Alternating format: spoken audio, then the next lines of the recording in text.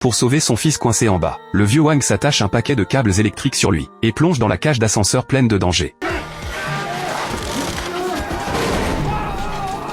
Quand il arrive enfin sur le toit de l'ascenseur, une pluie torrentielle se met à tomber au-dessus du gouffre. Chaque seconde compte. Wang saute dans la cabine, et tire de toutes ses forces sur les portes. À ce moment-là le bâtiment s'effondre encore. Wang n'a pas le temps de réagir. Une pierre lui tombe sur la tête.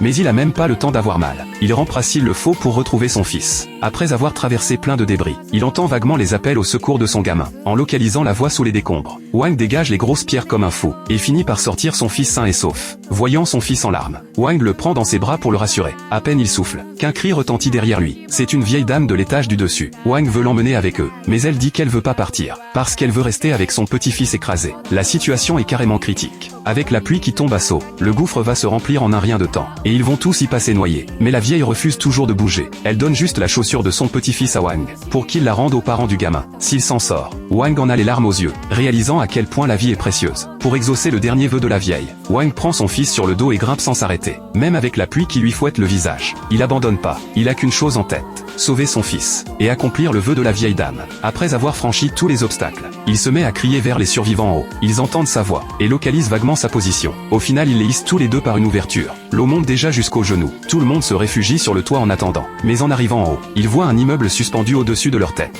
comme s'il allait s'écraser à tout moment. Au moment où tout le monde désespère, un seau flotte vers eux, et là ils ont une idée pour s'en sortir. Comme un seau ça flotte, ils pourraient récupérer plein de bidons en plastique, pour fabriquer un radeau de fortune. Tout le monde se met à chercher des bidons comme des dingues. Quand un compagnon se fiche d'un coup, un énorme bidon flotte vers eux. Ils font monter les femmes et les enfants en premier. Quand le vieux Jin veut grimper, il laisse sa place à son fils. Jin visse le couvercle du bidon de toutes ses forces. Personne n'arrive à le faire ouvrir. Et là le pire arrive. Les eaux souterraines pètent les canalisations et envahissent le gouffre. Jin tient plus et coule au fond, pendant que les autres dans le bidon remontent avec l'eau. La pression énorme fit sur le bidon. L'eau s'engouffre à l'intérieur. Wang lève son fils au-dessus de sa tête. Tout le monde attend le verdict du destin. À ce moment-là le couvercle s'ouvre d'un coup. C'est Jin qui réapparaît comme par miracle. Ils sont à moins de 10 mètres de la sortie. Les secours les repèrent enfin, et les sort du gouffre avec une grue. Wang retrouve sa femme. Les autres survivants ont droit à une seconde vie. Il y a que la vieille dame qui a quitté ce monde.